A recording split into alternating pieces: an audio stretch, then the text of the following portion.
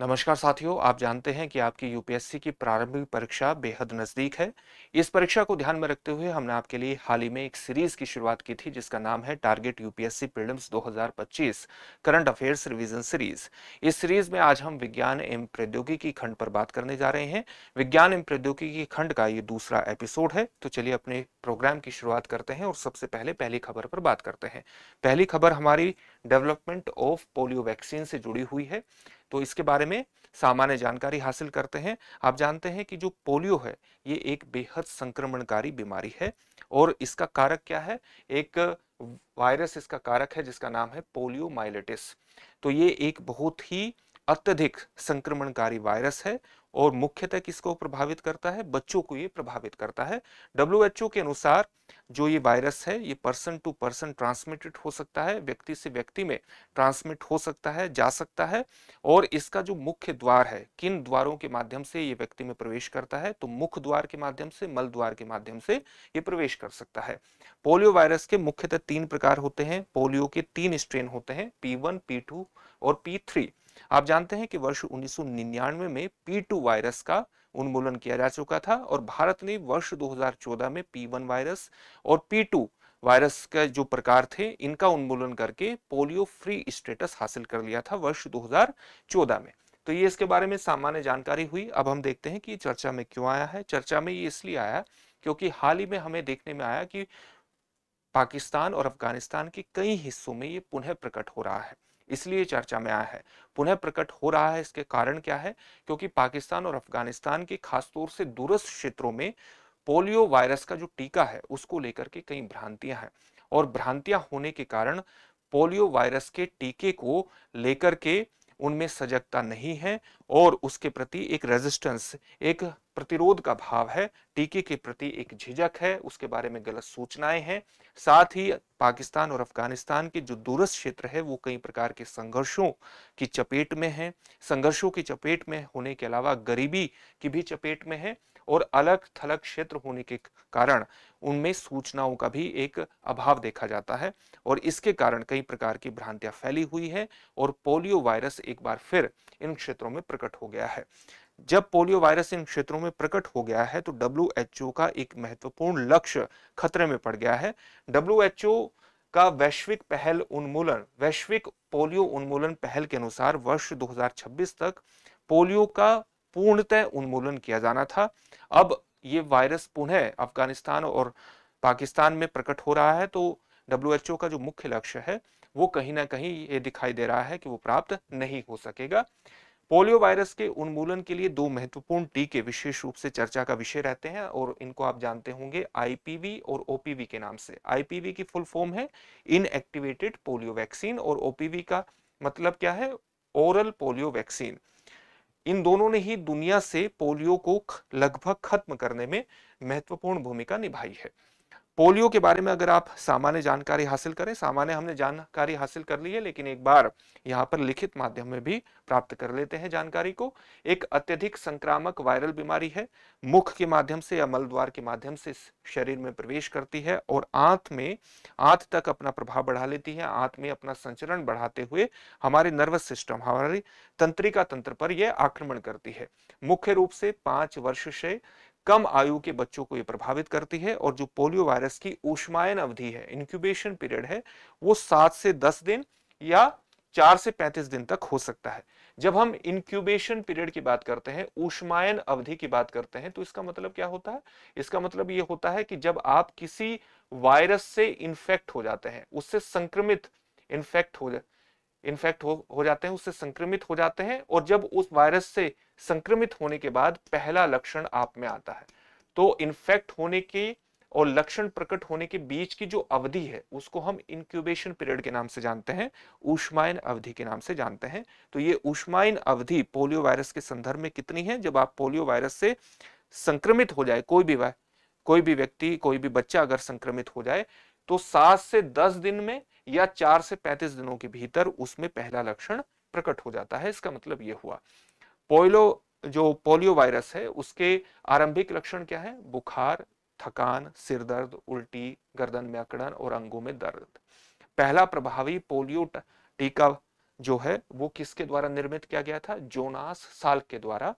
और जो बेहद ज्यादा प्रभावी टीका है, ओरल पोलियो वैक्सीन है, वो किसके द्वारा विकसित की गई थी? अल्बर्ट सबिन के द्वारा विकसित की गई थी। और ओपीवी को किस प्रकार से दिया जाता है? मुख के माध्यम से इसको प्रदान किया जाता है। पोलियो उन्मूलन के लिए उपाय किस प्रकार से किए गए हैं? तो एक महत्वपूर्ण उपाय 1998 में राष्ट्रीय सरकारों द्वारा शुरू किया गया था, जिसको हम जानते हैं वैश्विक पोलियो उन्मूलन पहल के रूप में। इसका नेतृत्व किसके द्वारा किया गया था? विश्व स्वास्थ्य संगठन, रोटरी इंटरनेशनल, संयुक्त राज्य अमेरिका रोग नियंत्रण एवं रोकथाम केंद्र, centre for disease control and prevention, और संयुक्त राष्ट्र बाल कोष यानी United Nation children's fund UNICEF के द्वारा इसका नेतृत्व किया गया था। विश्व पोलियो दिवस के माध्यम से भी जन जागरूकता पैदा करने का प्रयास किया जाता है। और विश्व पोलियो दिवस कब मनाया जाता है? हर वर्ष 24 अक्टूबर को मनाया जाता है, ताकि देशों से इस बीमारी के खिलाफ लड़ाई में सतर्क रहने का आह्वान किया जा सके। भारत में पोलियो के उन्मूलन के लिए कौन कौन सी महत्वपूर्ण पहले की गई हैं? एक पहल को आप जानते होंगे पल्स पोलियो कार्यक्रम के रूप में। एक पहल है गहन मिशन इंद्रधनुष 2.0 के नाम से, जो एक व्यापक टीकाकरण कार्यक्रम है जिसमें पोलियो से संबंधित टीका भी शामिल हो जाता है। और आप जानते हैं कि भारत का जो सार्वभौमिक टीकाकरण कार्यक्रम है, यह भी विशेष रूप से महत्वपूर्ण है। इसे वर्ष 1985 में प्रतिरक्षण के विस्तारित कार्यक्रम में संशोधन के साथ शुरू किया गया था। पहले जो टीका कार्यक्रम था उसमें केवल बच्चे ही शामिल थे। बाद में टीकाकरण कार्यक्रम में महिलाओं को भी शामिल कर लिया गया। जो गर्भधारण या आप कह सकते हैं कि गर्भधारण की अवस्था में महिलाएं होती हैं, उनको भी शामिल किया गया, प्रसूति की अवस्था में होती हैं।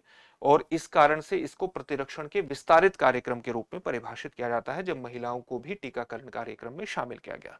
तो यह हमारी पहली खबर थी। दूसरी खबर हमारी इंडिया एआई मिशन से जुड़ी हुई है। भारत का जो आर्टिफिशियल इंटेलिजेंस कृत्रिम बुद्धिमत्ता मिशन है, उसके बारे में हम बात करते हैं। इसकी ये लगातार चर्चा में क्यों रहा है, सबसे पहले यही जान लेते हैं।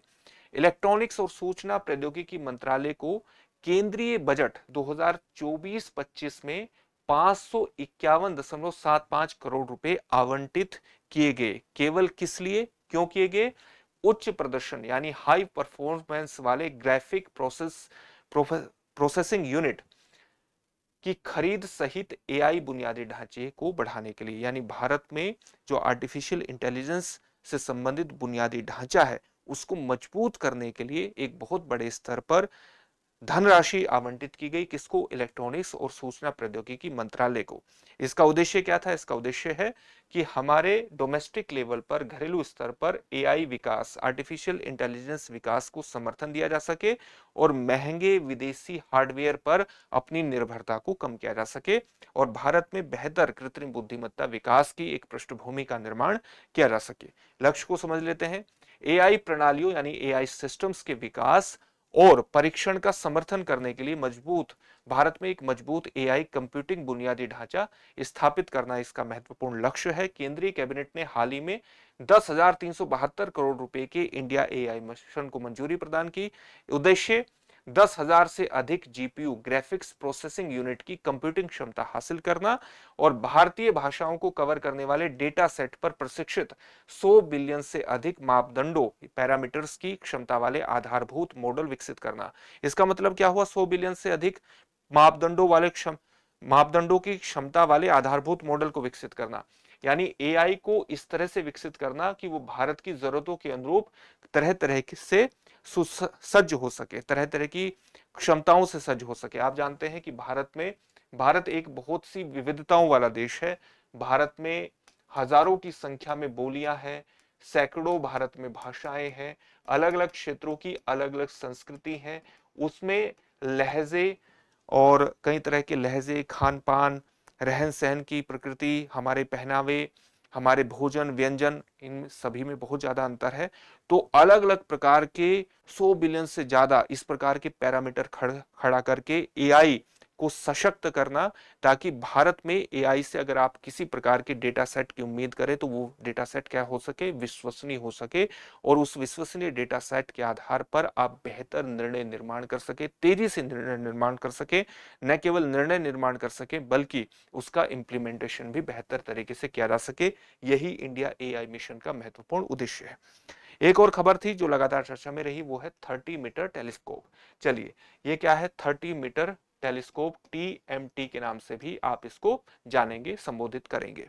हाल ही में भारतीय खगोल भौतिकी संस्थान बेंगलुरु के भारतीय शोधकर्ताओं ने 30 मीटर टेलीस्कोप यानी TMT के अनुकूली प्रकाशिकी प्रणाली यानी एडेप्टिव ऑप्टिक्स सिस्टम के लिए एक व्यापक तारा सूची, एक स्टार कैटलॉग तैयार करने के लिए एक नया ऑनलाइन टूल विकसित किया है। यहां पर दो शब्द आए हैं, एक है अनुकूल प्रकाशिकी प्रणाली यानी एडेप्टिव ऑप्टिक्स सिस्टम और एक है व्यापक तारा सूची तैयार करना। ये क्यों जरूरी है? मान लिया हम किसी दूरबीन के माध्यम से किसी गैलेक्सी का अध्ययन करना चाहते हैं, दूर ब्रह्मांड में स्थित किसी गैलेक्सी का अध्ययन करना चाहते हैं, तो कोई भी दूरबीन लगाई गई है वो हमारे वायुमंडल से होकर के जाएगी और वायुमंडल में कई तरह की चीजों से ये हमारी दूरबीन देखने की क्षमता को प्रभावित कर सकती है, दूरबीन की देखने की क्षमता को प्रभावित कर सकती है। और इसमें तापमान शामिल होगा, इसमें आर्द्रता ह्यूमिडिटी शामिल होगी, इसमें तरह तरह की इस प्रकार की चीजें, इसमें हवा भी शामिल होगी, पवन की गति भी इसमें शामिल होगी, जिससे ब्रह्मांड में दूर स्थित किसी ऑब्जेक्ट को, किसी खगोलीय पिंड को हम देखने की जो हमारी क्षमता है, हमारी जो स्पष्टता है, जो सटीकता है, वो कमजोर हो सकती है। इसका समाधान क्या है? इसका समाधान है अनुकूली प्रकाशिकी प्रणाली, अडेप्टिव ऑप्टिक सिस्टम। इसके माध्यम से हम क्या करते हैं? इसके माध्यम से हम क्या करते हैं कि जब दूर स्थित किसी स्थान को हमें देखना हो तो हम क्या करेंगे कि किसी भी खगोलीय पिंड के पास स्थित बेहतर स्थान पर स्थित तारों की पहचान करेंगे और इन तारों की पहचान करके इनके प्रकाश का उपयोग करके हम अपनी सटीकता किसी भी चीज के या किसी खगोलीय पिंड का अध्ययन करने के लिए ज्यादा सटीक चित्र प्राप्त कर सकेंगे। इसके लिए जरूरी है कि इन तारों को सही तरीके से हम जान सके, इनकी स्थिति को सही तरीके से जान सके और इनका प्रयोग कर सके। इसी को हम कहते हैं अनुकूली प्रकाशिकी प्रणाली, अडेप्टिव ऑप्टिक सिस्टम। इसके लिए यह भी जरूरी है कि तारों से संबंधित हमें जानकारी प्राप्त हो, इसलिए हमने एक नया टूल विकसित किया है जो हमें व्यापक तारा सूची प्रदान करेगा, एक कॉम्प्रिहेंसिव स्टार कैटलॉग प्रदान करेगा और हमें यह देखना है कि हम किस तारे की चमक का और उसकी स्थिति का प्रयोग किसी ब्रह्मांडीय पिंड को अध्ययन करने के लिए कर सकते हैं। तो एक नया टूल विकसित हुआ है जिसके माध्यम से हम व्यापक तारा कैटलॉग, स्टार कैटलॉग तैयार करेंगे और फिर उसका प्रयोग अनुकूली प्रकाशिकी प्रणाली के माध्यम से सटीकता को भूमंडलीय पिंड की का बेहतर अध्ययन करने के लिए करेंगे, उसकी सटीकता को, अध्ययन की सटीकता को बढ़ाने के लिए करेंगे। प्रमुख विशेषताएं क्या है या इसके बारे में सामान्य जानकारी क्या है? हवाई द्वीप के, प्रशांत महासागर में स्थित हवाई द्वीप के मोना किया किस प्रकार से लिखा जाएगा? मोना किया में शुरू होने वाली एक महत्वपूर्ण महत्वाकांक्षी अंतरराष्ट्रीय परियोजना है TMT, 30 मीटर टेलीस्कोप। इसमें कौन कौन से देश शामिल है? भारत, अमेरिका, कनाडा, चीन और जापान इसमें शामिल है। उद्देश्य क्या है? ब्रह्मांड की समझ को महत्वपूर्ण रूप से आगे बढ़ाना। 30 मीटर टेलीस्कोप एक अगली पीढ़ी की खगोलीय वेधशाला है, एक ऑब्जर्वेटरी है। विशाल 30 मीटर प्राथमिक दर्पण है, इसमें एक बहुत बड़ा मिरर लगा है जिसका व्यास कितना है? 30 मीटर का है। इसमें उन्नत एडवांस्ड अनुकूली प्रकाशिकी प्रणाली का प्रयोग किया जाएगा। एडवांस्ड जो ऑप्टिक्स सिस्टम है, अडेप्टिव ऑप्टिक्स सिस्टम है, उसका प्रयोग किया जाएगा और अत्याधुनिक उपकरण है उसके साथ अभूतपूर्व रेजोल्यूशन, सटीकता और संवेदनशीलता, यानी किसी भी चीज से अगर हलचल पैदा होती है तो उसके प्रभाव को सीमित करना के माध्यम से एक महत्वपूर्ण खगोलीय पिंडों के अध्ययन को आगे बढ़ाया जा सकेगा। TMT विशाल मैगेलन टेलीस्कोप और यूरोपीय दक्षिणी वेधशाला का अत्यंत विशाल टेलीस्कोप भू आधारित खगोल विज्ञान के भविष्य का प्रतिनिधित्व कर रहे हैं। यानी 3 महत्वपूर्ण टेलीस्कोप हैं जो जियो बेस्ड भू आधारित खगोल विज्ञान के भविष्य को सेट कर सकते हैं, भविष्य का प्रतिनिधित्व कर रहे हैं। उसमें 30 मीटर टेलीस्कोप, विशाल मैगेलन टेलीस्कोप और यूरोपीय दक्षिणी वेधशाला का बेहद ज्यादा विशाल टेलीस्कोप शामिल है। प्राथमिक लक्ष्य क्या है? प्राथमिक लक्ष्य है प्रारंभिक ब्रह्मांड और बिग बैंग के बाद पहली आकाशगंगाओं तथा तारों के निर्माण और विकास का अध्ययन करना। ब्रह्मांडीय समय में आकाशगंगाओं यानी मिल्की वे, जो मिल्की वे तो हमारी आकाशगंगा का नाम है, अलग अलग जो आकाश गंगाएं हैं, जो गैलेक्सीज हैं, उनके निर्माण, उनकी संरचना और उनकी विकास की जांच करना, अति विशाल ब्लैक होल्स और उनकी मेजबान आकाश गंगाओं के बीच संबंध का अध्ययन करना इसके महत्वपूर्ण उद्देश्यों में शामिल है। भारत भी कई तरह की इस तरह की परियोजनाओं का एक महत्वपूर्ण हिस्सा है।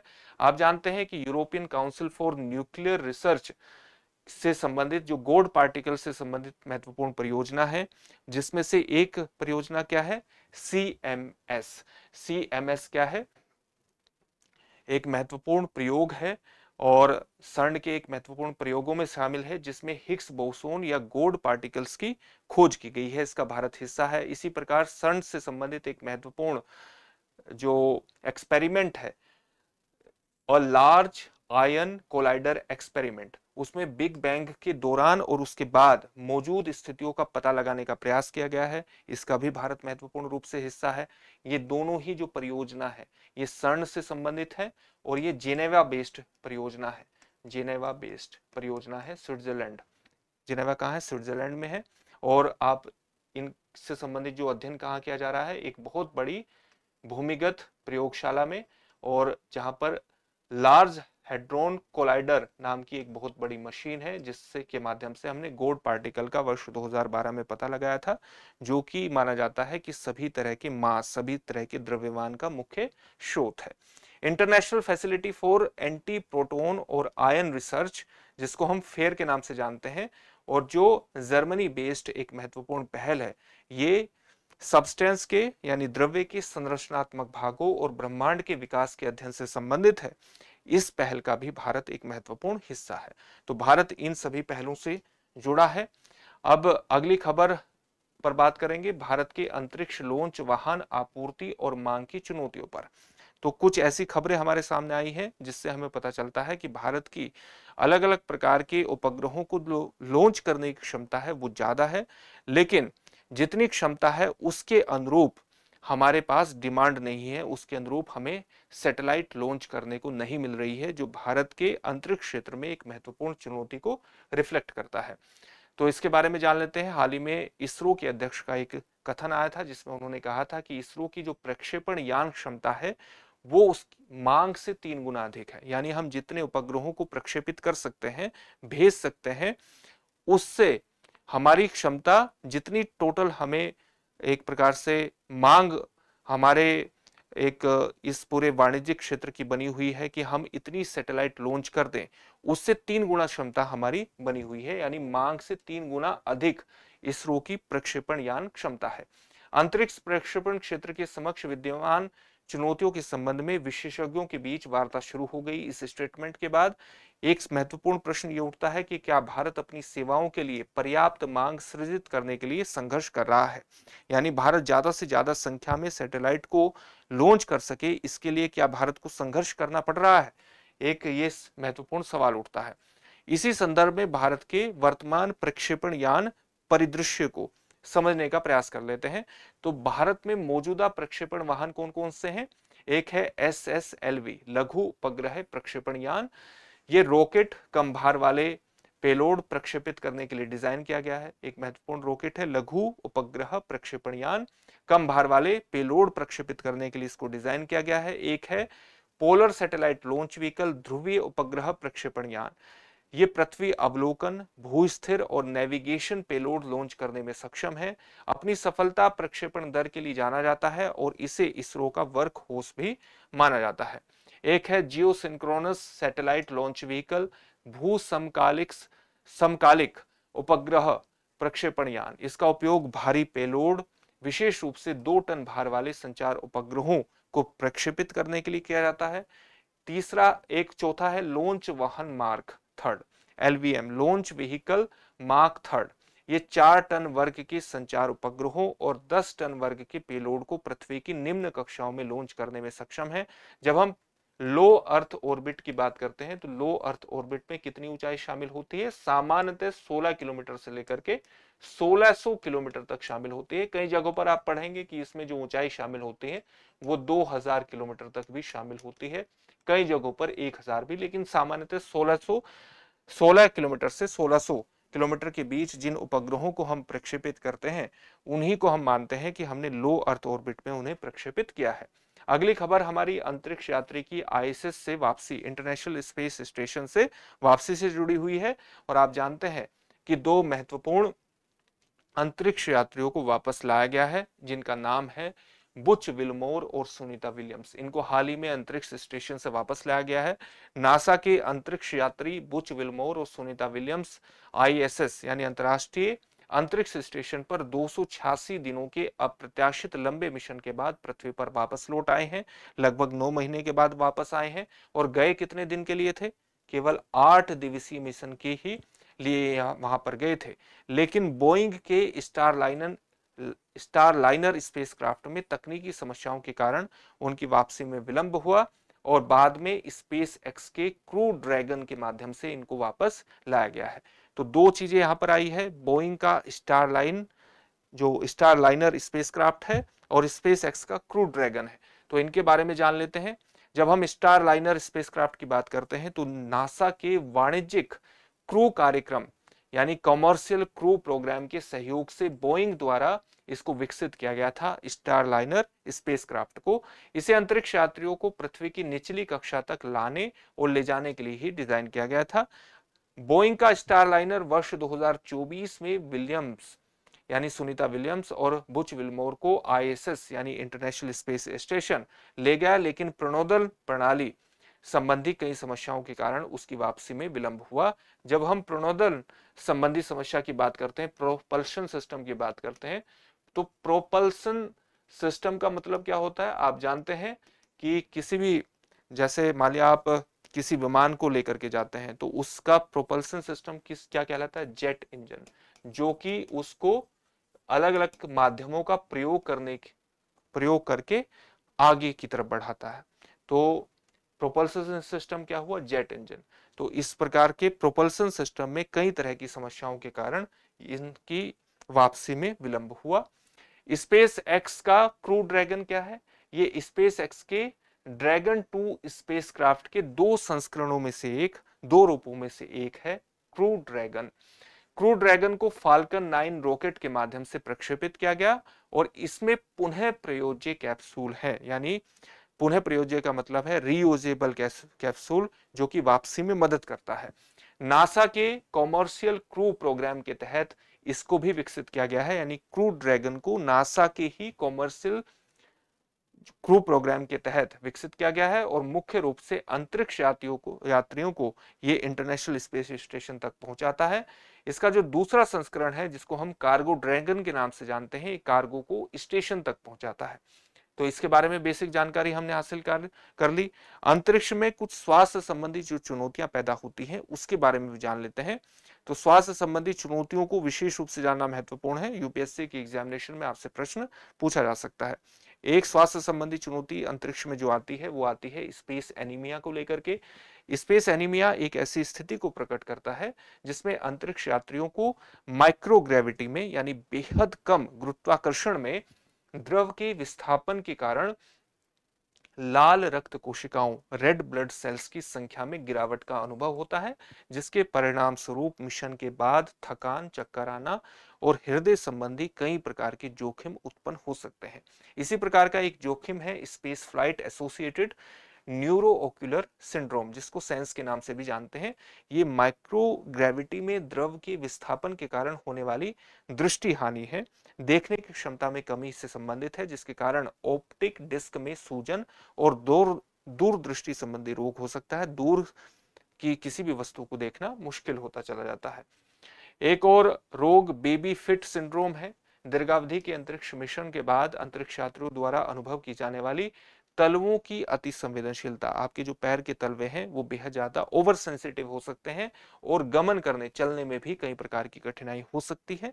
एक और बीमारी या स्वास्थ्य संबंधी जो हानि हो सकती है वो है अस्थि घनत्व का कम होना, आपकी हड्डियों का कमजोर होना, हड्डियों का पतला होना। नासा द्वारा किए गए अध्ययनों के अनुसार अंतरिक्ष यात्रियों का अस्थि घनत्व प्रत्येक माह लगभग 2% कम हो जाता है। इसके उचित प्रत्युपायों, यानी अगर इसका ठीक तरीके से इलाज नहीं किया गया, ठीक तरीके से इसको नहीं संभाला गया, जैसे व्यायाम के अभाव में इससे ऑस्टियोपोरोसिस भी हो सकता है, यानी ऑस्टियोपोरोसिस हड्डी संबंधी एक महत्वपूर्ण एक रोग है जिसमें हड्डियां कमजोर हो जाती हैं और व्यक्ति को तरह तरह की परेशानियों का सामना करना पड़ता है। अगली खबर हमारी एक रैंसमवेयर से जुड़ी हुई है, जो अपने आप में एक मेलवेयर है और कई तरह की कंप्यूटर से संबंधित संचालन प्रणालियों को प्रभावित कर सकता है। तो रैंसमवेयर हमले से बैंकों का परिचालन बाधित हुआ, इसी के कारण ये चर्चा में आया। रैंसमवेयर हमले से बैंकों का परिचालन बाधित। हाल ही में रैंसमवेयर हमले से भारत की कम से कम 150 से 200 सहकारी बैंकों के साथ क्षेत्रीय ग्रामीण बैंक, जो रीजनल रूरल बैंक है, उनका परिचालन बाधित हुआ था। इसी के कारण ये पूरा टॉपिक चर्चा में आया। भारतीय राष्ट्रीय भुगतान निगम यानी national payment corporation of India द्वारा इस हमले का पता लगाया गया। हमले के प्रमुख रूप से CS टेक्नोलॉजीज लिमिटेड, जो कि टाटा कंसल्टेंसी सर्विसेज लिमिटेड और भारतीय स्टेट बैंक के बीच एक संयुक्त उद्यम है, उसके द्वारा प्रदान की जाने वाली बैंकिंग सेवाएं इससे प्रभावित हुई। यानी जो हमला है, उस हमले ने प्रमुख रूप से प्रभाव किस पर डाला? CS टेक्नोलॉजीज लिमिटेड द्वारा प्रदान की जाने वाली बैंकिंग सेवाओं को ही उसने प्रभावित किया। रैंसमवेयर हमले का बैंकों पर क्या प्रभाव पड़ा है? हमले का लक्ष्य क्या था? CS टेक्नोलॉजीज लिमिटेड द्वारा प्रदान की जाने वाली सेवाएं, सहकारी बैंकों और क्षेत्रीय ग्रामीण बैंकों को सेवाएं प्रदान करने की क्षमता इससे प्रभावित हुई।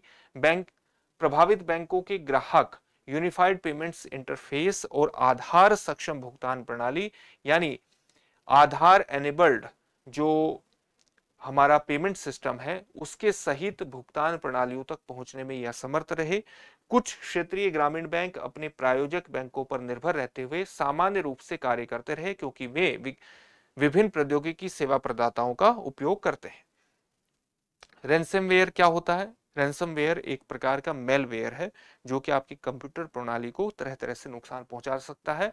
ये किसी पीड़ित के, यानी जिस पर हमला किया गया हो, रैंसमवेयर के माध्यम से उसके डेटा को एनक्रिप्ट करता है और उनके डिवाइस को लॉक कर देता है। जब डिवाइस लॉक हो जाता है तो पुनः उसमें प्रवेश करने के लिए ये फिरौती की मांग करता है। इसी को हम कहते हैं रैंसमवेयर। तो डिस्क्रिप्शन कुंजी यानी की के लिए या पुनः पहुंच हासिल करने के लिए फिरौती की मांग करता है। प्रारंभ में रैंसमवेयर हमले डेटा को एनक्रिप्ट करने और डिस्क्रिप्शन कुंजी के लिए फिरौती मांग करने पर केंद्रित थे, लेकिन हाल ही में रैंसमवेयर हमलों में दोहरी जबरन वसूली और तिहरी जबरन वसूली की रणनीतियां शामिल हो गई हैं।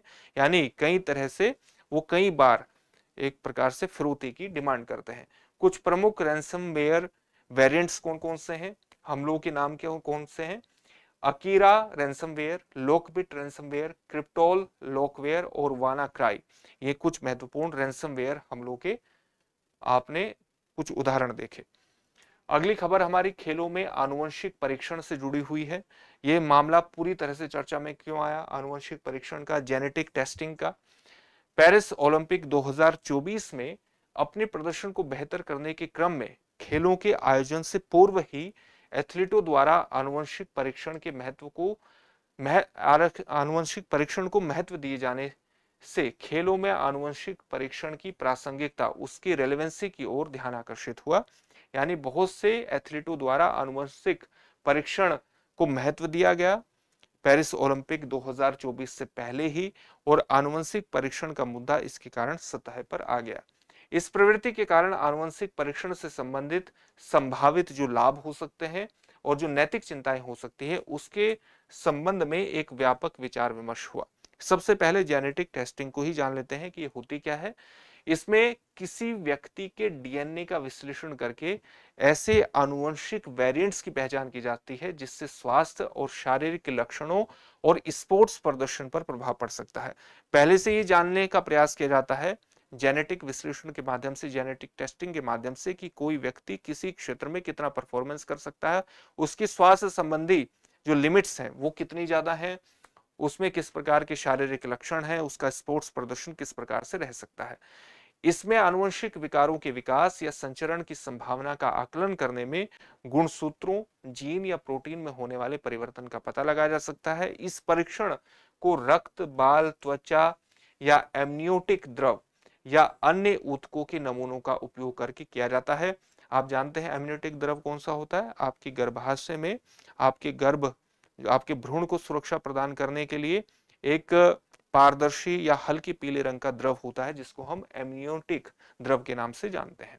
उसी को तो यहां से रक्त, बाल, त्वचा, एमनियोटिक द्रव या अन्य ऊतकों के नमूनों का उपयोग करके ये जेनेटिक टेस्टिंग की जाती है। इसके प्रकार कौन कौन से हैं? एक है साइटोजेनेटिक परीक्षण, एक है जैव रासायनिक परीक्षण, एक है आणविक परीक्षण। साइटोजेनिक परीक्षण में संपूर्ण गुणसूत्रों का परीक्षण करना शामिल होता है।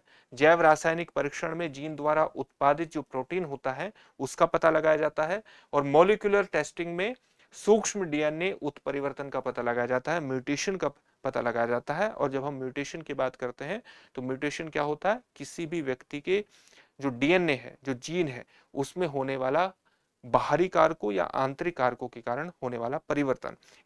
ये जो परिवर्तन है ये सकारात्मक भी हो सकता है, नकारात्मक भी हो सकता है और न्यूट्रल भी हो सकता है, इस उदासीन भी हो सकता है। अगली खबर हमारी परमाणु ऊर्जा चालित रेलगाड़ी से जुड़ी हुई है। ये खबर भी लगातार चर्चा में रही। भारतीय रेलवे कैप्टिव इकाइयों के माध्यम से परमाणु ऊर्जा के उपयोग की संभावना लगातार तलाश रहा है, क्योंकि वो गैर जीवाश्म ईंधन स्रोतों और नवीकरणीय स्रोतों पर अपनी निर्भरता बढ़ाना चाहता है। जब हम यहाँ पर एक शब्द आया है कैप्टिव इकाइयां, कैप्टिव इकाइयों का मतलब क्या होता है? कैप्टिव इकाइयों का मतलब है कि कोई भी ऐसी इकाई जो अपने ऊर्जा का उत्पादन स्वयं करती हो। किसी भी चीज का जो उत्पादन है वो बाजार के लिए नहीं करती बल्कि स्वयं के लिए करे। तो अगर भारतीय रेलवे अपनी ऊर्जा की जरूरतों को खुद पूरा करना चाहती है, उसके लिए कोई इकाई का निर्माण करती है, कोई प्रोडक्शन यूनिट बनाती है, तो ऐसी यूनिट जो कि कमर्शियली किसी चीज का प्रोडक्शन नहीं कर रही है बल्कि खुद के इस्तेमाल के लिए कर रही है, उस इकाई को हम क्या बोलते हैं? कैप्टिव इकाई, उस इकाई को बोला जाता है।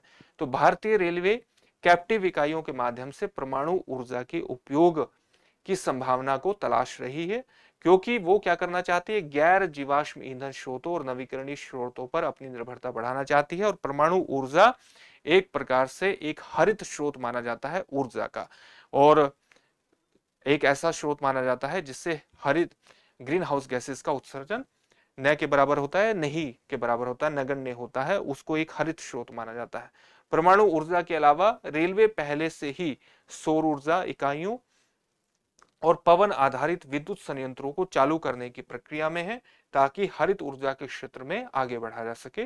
परमाणु ऊर्जा चालित रेलगाड़ी परमाणु प्रतिक्रिया यानी जो एटॉमिक रिएक्शन है उससे उत्पन्न ऊष्मा का उपयोग करके उच्च दबाव वाली भाप उत्पन्न करती है। ये भाप दो टरबाइनों को चलाती है। एक टरबाइन ट्रेन को शक्ति प्रदान करती है, दूसरी टरबाइन एयर कंडीशनर और लाइट जैसे उपकरणों के लिए विद्युत उत्पन्न करती है। परमाणु ऊर्जा चालित रेलगाड़ियों की अवधारणा पर पहली बार वर्ष 1950 के दशक में गंभीरता से विचार किया गया, जब यह यूएसएसआर के परिवहन मंत्रालय का आधिकारिक लक्ष्य बन गया था। तो उसी समय इस पर महत्वपूर्ण रूप से विचार किया गया था।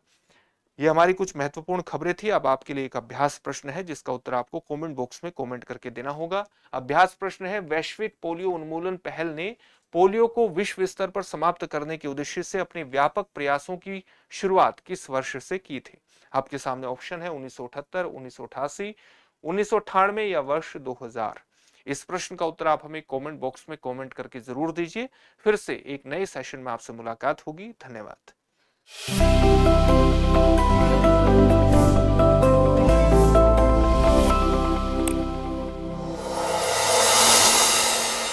डियर व्यूअर्स, अपने एग्जाम की तैयारी को और बेहतर करने के लिए हमारे चैनल को लाइक, शेयर और सब्सक्राइब करना न भूलें।